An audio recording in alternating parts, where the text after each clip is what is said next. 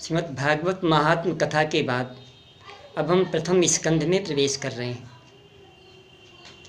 जन्माद्यस्य यतोऽन्वयादितरतश्चार्थेष्वभिज्ञः स्वराट् तेने ब्रह्महृदायादिकवये मुह्यन्ति यत् सूरयः तेजो वारिमृदां यथा विनिमयो यत्र त्रिसर्गो मृषा धाम्ना स्वेन सदा निरस्तकुहकं सत्यं परं धीमहि सत्यं परं धीमहि सत्यं परं धीमहि।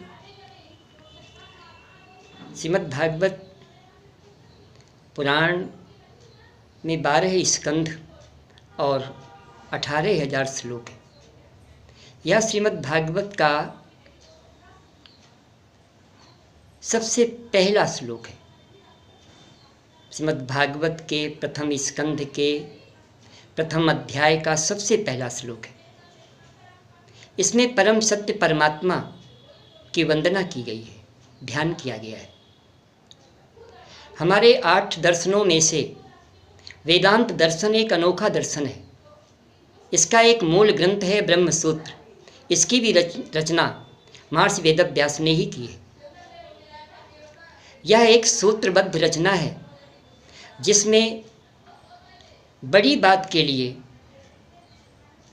अति अल्प शब्द विन्यास हुआ है। बड़ी बड़ी बात को कम शब्दों में व्यक्त किया गया है। इस ब्रह्म सूत्र का पहला सूत्र है अथातो ब्रह्म जिज्ञासा। अब ब्रह्म को जानने की इच्छा है।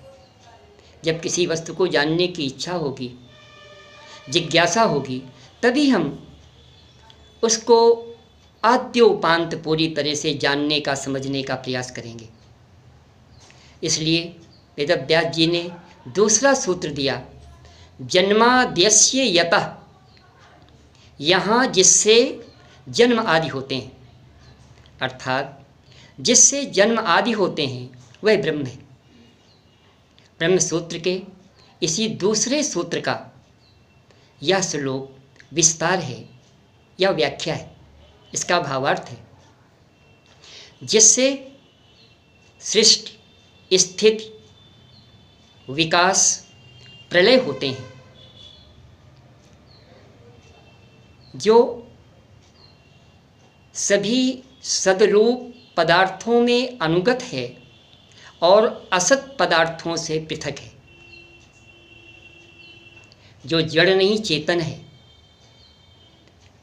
परतंत्र नहीं स्वयं प्रकाश है, जिसे किसी प्रकाश की आवश्यकता नहीं होती।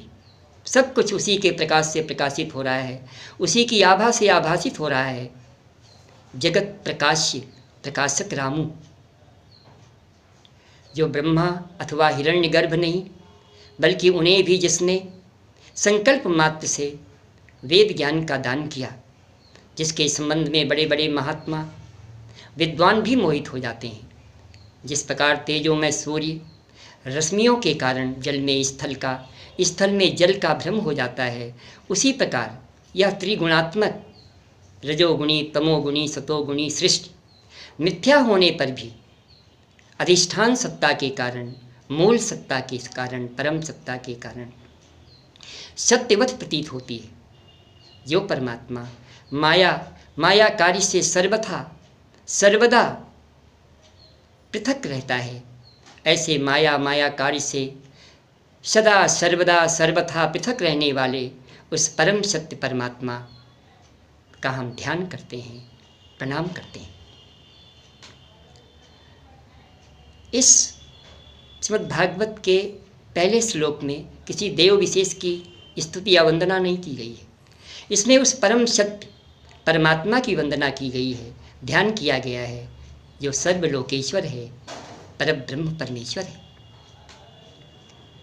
धर्मः प्रोज्यत कैतोत्र परमो निर्मत्सराणां सताम वेद्यं वास्तवमत्र वस्तु शिवदं तापत्रयोन्मूलनं श्रीमद्भागवते महामुनिकृते किम वा परैरीश्वरः सद्यो हृद्यवरुध्यतेऽत्र कृतिभिः शुश्रूषभिस्तत्क्षणात्।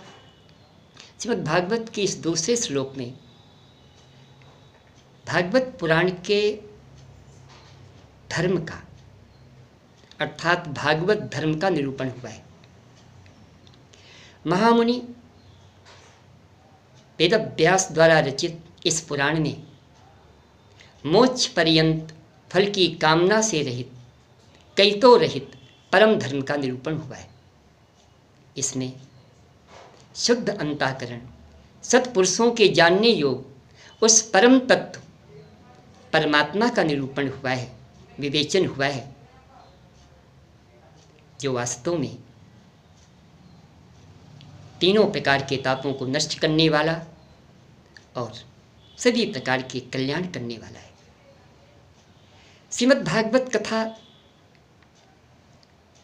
वास्तव में उसी परम तत्व का निरूपण है, इसलिए ये तीनों प्रकार के तापों को नष्ट करने वाली और परम कल्याण करने वाली है। इसलिए अब किसी अन्य शास्त्र अथवा प्रयोजन साधन की क्या आवश्यकता। जिस समय किसी सुकृति के हृदय में भागवत सुनने की जिज्ञासा, इच्छा उत्पन्न हो जाती है, उसी समय परमात्मा उसके हृदय में आकर बंदी बन जाता है।